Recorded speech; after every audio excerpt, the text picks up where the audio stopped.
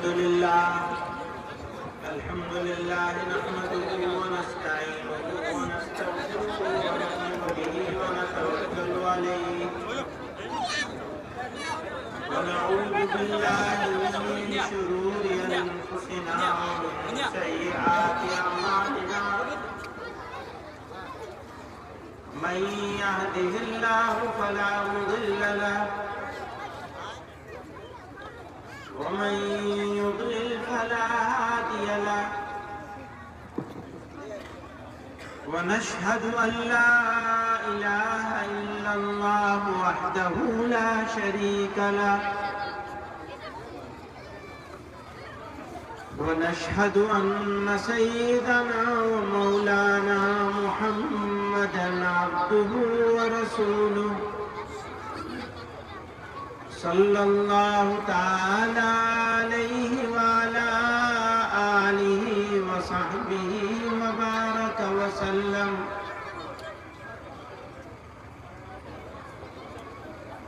بزرگوں اور بھائیوں، نوجوان ساتھیوں، اللہ تعالی نے اپنے فضل سے اپنی بے شمار پیدا کی ہوئی چیزوں میں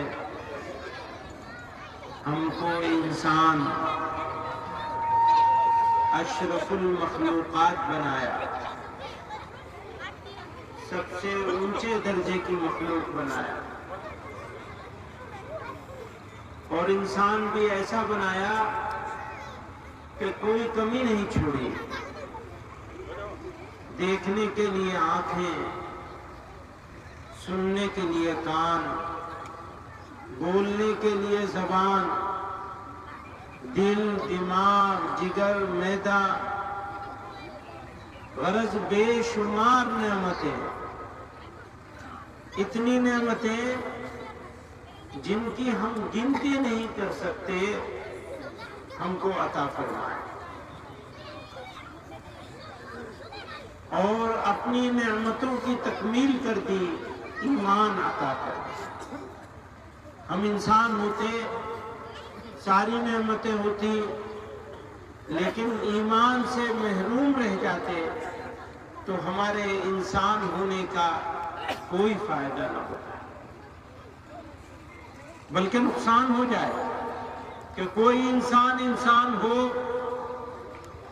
اور ایمان سے محروم ہو، یا مرتے وقت ایمان سے محروم ہو جائے، موت ایمان پر نہ آئے تو اس کا سب کچھ برباد ہے۔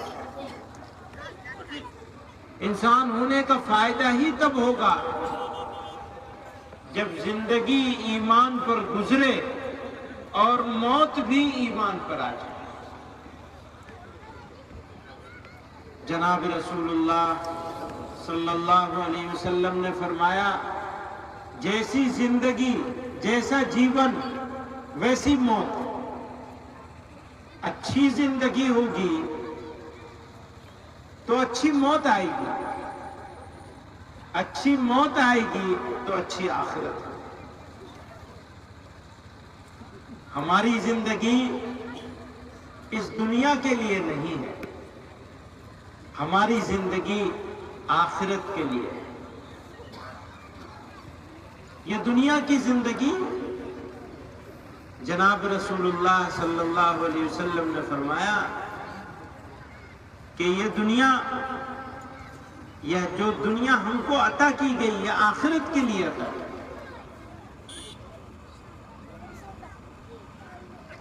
تو آخرت اگر ٹھیک ہو جائے، سنور جائے، کامیاب ہو جائے تو ہم کامیاب ہو گئے۔ آخرت مشکل میں تو ہم بھی مشکل میں۔ لوگوں نے اس دنیا کو اپنا مقصد بنا لیا اور دنیا کی زندگی کو سب کچھ سمجھ لیا، پر ایک مسلمان کے لیے یہ شوبھا نہیں دیتا۔ اس کی تو ذمہ داری ہے کہ وہ ہمیشہ اس فکر میں رہے کہ آخرت کا کیا ہوگا۔ اگر ہماری آخرت اور اس کی چنتا، اس کی فکر، اس کے لیے کوشش. حضرت شیخ عبد القادر جیلانی رحمۃ اللہ علیہ ہمیشہ ذکر میں رہتے تھے. تو کسی نے پوچھا حضرت اتنا زیادہ آپ ذکر کرتے ہیں، کیا مقصد ہے، کیا چاہتے ہیں اللہ میاں سے؟ آپ ہر وقت بس اللہ میاں کا نام میں لگے ہوئے ہیں. فرمایا میری بس ایک ہی تمنا ہے کہ جب میں مروں تو اللہ کا نام لیتا ہوا پڑھوں، اللہ کے نام کے ساتھ جاؤں اس دنیا سے، یعنی ایمان پر موت آ جائے. ایمان کے ساتھ، اگر ایمان کے ساتھ موت آ جائے بس ہمارا کام ہو گیا. اور خطرہ اسی بات کا ہے کہ اگر ہمارا دل کسی اور چیز میں الجھا رہے گا تو پتہ نہیں ایمان پر خاتمہ نصیب ہوگا یا نہیں ہوگا. آج کل تو موبائل ایسی چیز ہو گئی ہے، اچھے لوگ، پڑھے لکھے لوگ، دیندار لوگ، ان کا بھی بہت سارا وقت موبائل میں چلا جاتا ہے، پتہ ہی نہیں چلتا کب نماز کا وقت ہوا، کب کسی اور چیز کا وقت ہوا. آدمی بس اس میں لگا ہوا ہے. پوچھو 2 گھنٹہ 15 منٹ 1 گھنٹہ 3 گھنٹہ آپ موبائل پہ رہے، آپ نے کیا سیکھا، کیا حاصل کیا؟ کوئی نہیں بتا سکتا. کیا کھویا، کیا پایا؟ معلوم یہ ہوا سب وقت کھو دیا. جب وہ حساب کتاب کا دن ہوگا نا تو اس کو حسرت کا دن کہا گیا. حسرت سمجھتے ہیں؟ افسوس کا دن. وہ حسرت کا دن ہوگا. جو لوگ ایمان پر نہیں رہے اور موت بھی ایمان پر نہیں آئی، ان کے لیے تو حسرت کا دن ہوگا. سب کو معلوم ہے حسرت کا دن ہوگا. وہ کہیں گے ایک مرتبہ اور دے دیجئے ہمیں زندگی، تو ہم آپ کے اوپر ایمان لا کے عبادتیں کر کے دکھا دیں گے. لیکن موقع نہیں ملے گا، وہ چانس دوبارہ نہیں ملے گا. ایک ہی مرتبہ ملا ہے، پھر دوبارہ کسی کو نہیں ملے گا. فرمایا حسرت اس کے لیے بھی ہوگی جس نے ایمان پر زندگی گزاری اور اس کی موت بھی ایمان پر آ گئی، اس کو بھی حسرت ہوگی. تو پوچھا کہ اس کو کیوں حسرت ہوگی؟ کہا اس کو اس لیے ہوگی کہ اس نے اپنا وقت کیوں ضائع کر دیا اور زیادہ عبادت کیوں نہیں کی، اللہ تعالی کے حکم کو اور زیادہ کیوں نہیں پورا کیا، ان کی چاہت کو، ان کی مرضی کو، ان کو راضی کرنے کی اور زیادہ کوشش کیوں نہیں کی. کیوں؟ جب وہ دیکھیں گے کہ ایسا انعام مل رہا ہے، ایسا انعام مل رہا ہے. مجھے وہ یاد آ رہا ہے کہ جب جنت والوں کا سب حساب کتاب ہو جائے گا، جہنم والوں کا بھی ہو جائے گا. جن کو جہنم میں تھوڑے دن رہنا تھا وہ رہ کر سزا پوری کر کے جنت میں چلے جائیں گے. جنت والے پورے ہو جائیں گے تو اللہ تعالی پوچھیں گے میں نے تم سے وعدہ کیا تھا، نبی علیہ الصلوۃ والسلام کے ذریعے سے، قرآن کے ذریعے سے اللہ تعالیٰ نے اپنے بندوں سے وعدہ کیا ہے، ایمان لاؤ گے، یہ نیکی کرو گے، یہ نیکی کرو گے، یہ نیکی کرو گے، یہ نیکی کرو گے، اس گناہ سے بچو گے، اس گناہ سے بچو گے، اس گناہ سے بچو گے تو میں تمہیں انعام دوں گا. تو اللہ تعالیٰ پوچھیں گے میں نے جو وعدہ کیا تھا پورا کر دیا؟ تو جنت والے ملہارے گائیں گے، یعنی اللہ تعالیٰ کی تعریف کے پل باندھ دیں گے، خوب تعریف کریں گے. الہ العالمین، ہم نے تو سوچا بھی نہیں تھا آپ نے ایسا انعام دیا ہے، ہم نے کبھی سوچا نہیں تھا ایسا انعام ملے گا. اسی لیے تو ان کو بھی حسرت ہوگی، ان کو بھی افسوس ہوگا کہ کاش ہم نے اور نیکی کر لی ہوتی. تو اللہ تعالیٰ کے ملہارے گائیں گے، اس کی تعریفوں کے پل باندھیں گے، شکریہ کا پل باندھیں گے. تو معلوم ہے کیا ہوگا؟ اللہ تعالیٰ اپنا دیدار کروائے. وہ دیدار کسی کے لیے ایک لمحے کا ہوگا، کسی کے لیے اس سے زیادہ ہوگا، کسی کے لیے اس سے زیادہ ہوگا. فرمایا اس کے بعد جنت والوں کے سامنے جنت کی ساری نعمتیں پھیکی ہو جائیں گی، پروردگار کی زیارت ہو جائے گی، درشن ہو جائیں گے. بس اس کے بعد تو کچھ اچھا ہی نہیں لگے گا. وہ جو جنت جس کے لیے تعریفوں کے پل باندھ رہے تھے، وہ جنت پھیکی ہو گئی، مزہ چلا گیا. اللہ تعالیٰ کا دیدار ہوگا. اور سنو، کچھ خوش نصیب ایسے بھی ہوں گے کہ اللہ تعالیٰ پھر پردہ نہیں کریں گے، ہمیشہ ان کو دیدار ہوتا رہے گا، وہ جنت. اور کچھ ایسے ہوں گے جن کو ایک مرتبہ دیدار ہو گیا بس. کچھ ایسے ہوں گے جن کو بار بار ہوتا رہے گا، اور کچھ ایسے بھی ہوں گے جن کو ہوتا ہی رہے گا. بزرگوں اور دوستوں، کرنا کیا ہے اور بچنا کیا ہے؟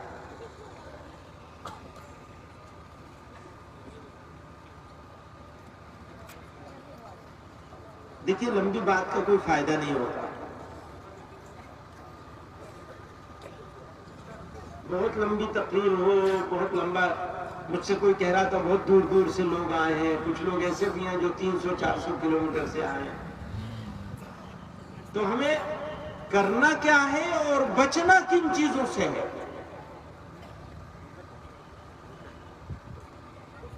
الحمدللہ یہاں علماء موجود ہیں. مولانا حضرت قاری امین صاحب دامت برکاتہم، اللہ تعالیٰ ان کی عمر میں برکت عطا فرمائے اور ان کو کبھی کسی کا محتاج نہ بنائے. جسمانی طور پر بھی کبھی کسی کا محتاج نہ بنائے اللہ تعالیٰ. تو آپ کو یہ تو معلوم ہوتا رہتا ہے کہ کیا کام اچھا ہے، کیا کام برا ہے. جیسے جھوٹ بولنا، ایسی بات کہنا بھی کہ جس کے دو معنی نکلتے ہو. آج کل کچھ سمجھدار پڑھے لکھے جوان لوگ سوچ سمجھ کے بولتے ہیں، کچھ تو بغیر سوچے سمجھے ہی بولتے ہیں، پتہ ہی نہیں کیا بول رہے ہیں. ابھی ہم آ رہے تھے تو سڑک پہ موٹر سائیکلیں، کاریں ایسے چل رہی تھی کہ پتہ ہی نہیں چل رہا تھا. ڈرائیور کو معلوم بھی ہے کیسے چلانا ہے، کیسے نہیں چلانا ہے. کوئی ادھر جا رہا ہے، کوئی ادھر جا رہا ہے. تو زبان بھی ایسی چلتی ہے. یہ نہیں پتا کہ کیا بول رہے ہو، کیوں بول رہے ہو، اس بولنے کا کیا فائدہ ہوگا اور کیا نقصان ہوگا. پروردگار نے انسان کو عزت کے لیے پر بنایا ہے. اس کی عزت کی قسم کھا کر کے اس نے کہا لقد خلقنا الانسان فی احسن تقویم والتین والزیتون وطور سینین وہذا البلد الامین. مکے کی قسم کھائی پروردگار عالم، 4 چیزوں کی قسم کھائی. انجیر کی، انجیر جانتے پھل ہوتا ہے، اور زیتون کی، اور وہ طور پہاڑ کی. وہذا البلد الامین، مکہ مکرمہ کی قسم کھائی. پھر فرمایا لقد خلقنا الانسان فی احسن تقویم. سب سے شاندار طریقے پر، اعلیٰ ترین طریقے پر ہم نے انسان کو پیدا کیا. وَجَعَلْنَاكُمْ فِي الْأَرْضِ خَلِيفَةً، اور ہم نے تم کو اپنا نائب بنا کے بھیجا. اللہ میاں نے. تو میرے بھائیوں بزرگوں، بولنا، زبان، اس کو کنٹرول کرنا ہے. سوچ سمجھ کے بولنا ہے.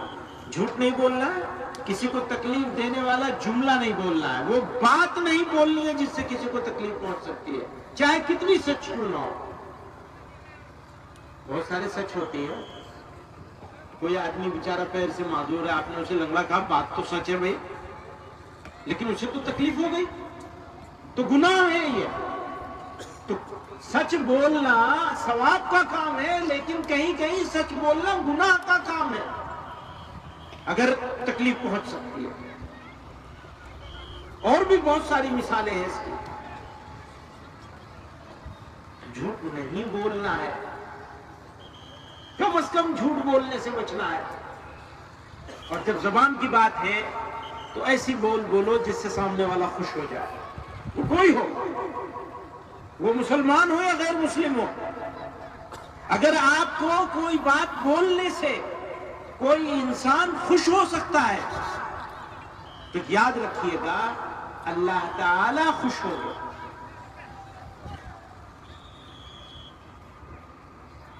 اگر آپ کسی کو، میں آپ سے کہوں کہ آپ کسی کو خوش کرنے کے لیے 5,000 روپے دے دیجئے تو دے سکیں گے؟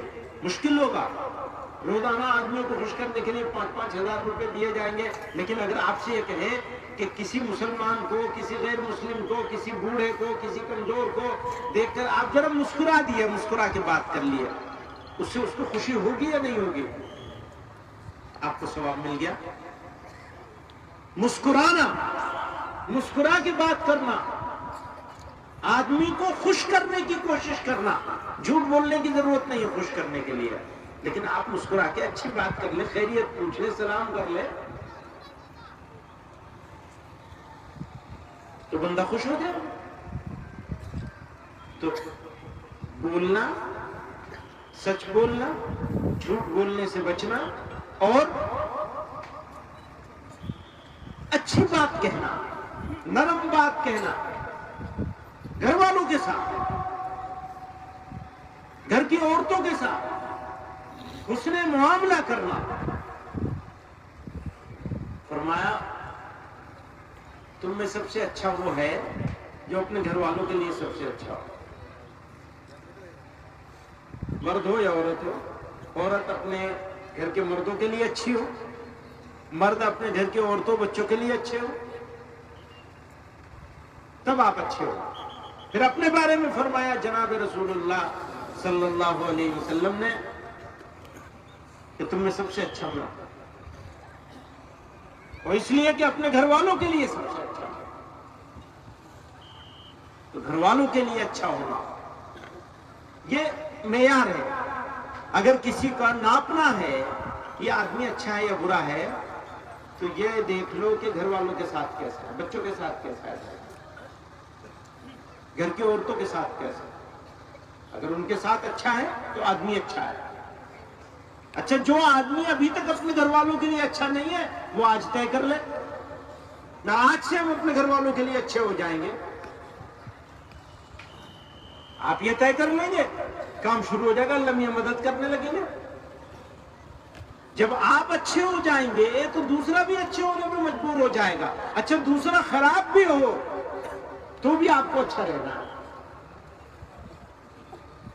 یہ بہانہ نہیں چلے گا اجی وہ تو گھر والے ہی خراب تھے، لڑکے بات نہیں سنتے تھے، گھر والی ایسا کرتی تھی تو پھر ہمیں بھی ایسا کرنا پڑ گیا۔ بھیا تمہیں اجازت نہیں ہے ایسا کرنے کی، تمہارے لیے الاؤ نہیں ہے۔ تمہیں کیونکہ اچھا بننا ہے اس لیے ہر حال میں اچھا رہنا پڑے گا۔ اچھے رہو گے گھر والوں کے ساتھ تو ہی اچھے ہو، ورنہ اچھے نہیں ہو سکتے۔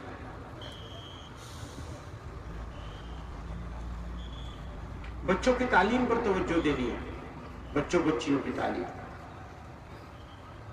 تعلیم ضروری چیز ہے، جہالت کا کوئی جواب نہیں ہے، کوئی جگہ نہیں ہے دنیا میں۔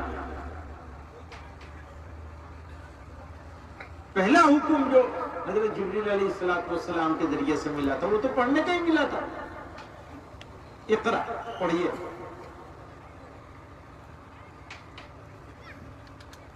تو مسلمان اللہ کو مانتا ہے، اللہ کے رسول صلی اللہ علیہ وسلم کو مانتا ہے،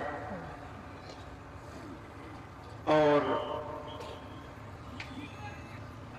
ان کے احکامات کو مانتا ہے، تو بات بھی ماننی پڑے گی۔ بات مانیں گے تبھی ماننے والے کہلائیں گے۔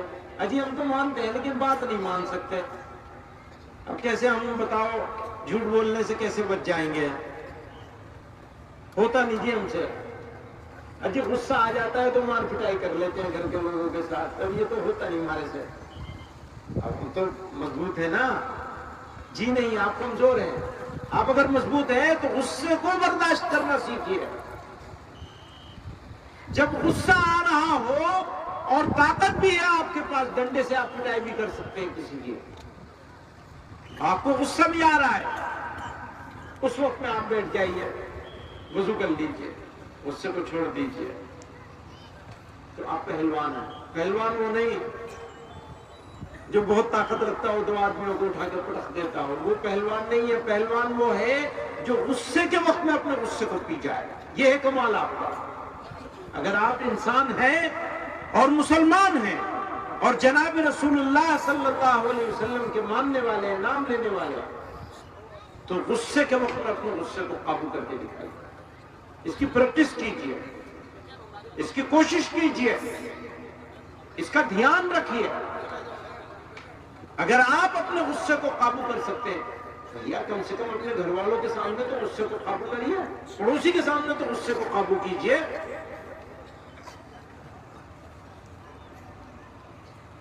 تو جھوٹ سے بچنا ہے، زبان پہ کنٹرول کرنا ہے، غصے پہ کنٹرول کرنا ہے، گھر والوں کے ساتھ اچھا ہونا ہے، گھر والوں کے لیے اچھا انسان بننا ہے. ایک نمونے کی سوسائٹی بننی ہے.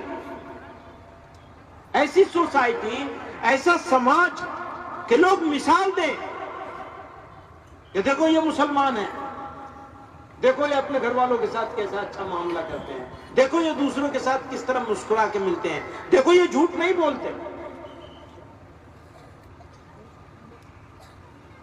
مذاق نہیں اڑاتے، غریب کا کمزور کا مذاق نہیں اڑاتے، بزرگوں کی عزت کرتے ہیں. بزرگوں سے مراد بوڑھے لوگوں کی، ان کی عزت کرتے ہیں، احترام کرتے ہیں، حسن معاملہ کرتے ہیں، ان کے کام آتے ہیں. تو سماج اگر بنے گا تو اسلام کا نام بلند ہوگا. آدمی اس کا بننا ضروری، اور پھر اس کے ساتھ سماج کا بننا ضروری، معاشرے کا. اگر آپ نے اپنے سماج کو بنا لیا، اپنے گاؤں کو، اپنے محلے کو، اپنے کٹمب کو سنبھال لیا، تو آپ کامیاب ہو گئے. آپ کامیاب ہو گئے، بس اسلام کا نام بلند ہو جائے. بزرگوں اور دوستوں، اللہ تعالیٰ نے یہ ایمان ہم کو اپنی مہربانی سے بغیر مانگے عطا کرتا ہے. ہمیں تو معلوم بھی نہیں تھا، پتہ نہیں کہاں پیدا کرتے تھے. اللہ نے مسلمان ماں باپ کے گھر پیدا کر دیا تو ہم اس امتحان سے بھی بچ گئے کہ سارا کچھ موجود ہوتا اور ہم خدا نخواستہ ایمان سے محروم رہ جاتے. جو دنیا میں بڑی تعداد ہے جو ایمان سے محروم ہے. اللہ نے اپنی مہربانی سے ہم کو ایمان عطا فرمایا. دعا کرنی چاہیے کہ اللہ تعالیٰ اس ایمان کی قدر کرنے کی توفیق عطا فرمائے، اسی ایمانی کے تقاضوں کو پورا کرنے کی توفیق عطا فرمائے. ہمارے حضرت فرمایا کرتے تھے ایمان تو پیڑ کی طرح ہے، پانی دو گے، کھاد دو گے، پھلے گا، پھولے گا، اچھا سے پھل دے گا. چھوڑ دو گے پھل کم ہو جائیں گے، اس میں تیزاب ڈال دو گے تو سوکھ جائے گا. فرماتے تھے گناہ ہونا بری بات نہیں ہے، گناہ کرتے رہنا بری بات ہے. گناہ ہو جائے تو توبہ نہ کرنا بری بات ہے. گناہ ہونے پر اختیار کچھ گناہ ایسے ہوتے ہیں جو انسان لگاتار کرتا ہے، جان بوجھ کے کرتا ہے. کچھ گناہ ایسے ہوتے ہیں جو ہو گئے، بس بھول سے غیر محرم عورت پہ نظر پڑ گئی، پھر ایک مرتبہ کی نظر تو گناہ ہے، معاف ہے، گناہ نہیں ہے، لیکن دوبارہ سے ڈالنا یا ڈالے رہنا وہ گناہ ہے. اور پھر نگاہیں تلاش میں رہتی ہیں.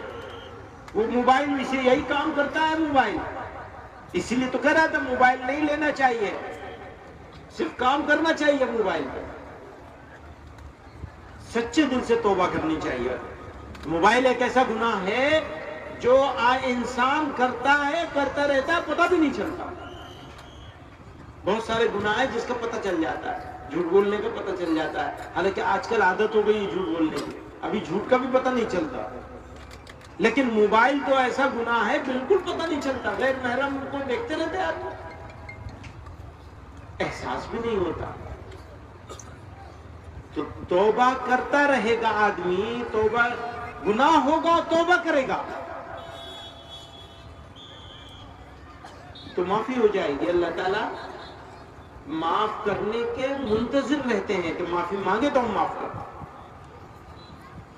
توبہ کرنے والا ایسا ہو جاتا ہے جیسے اس نے کوئی گناہ کیا ہی نہیں.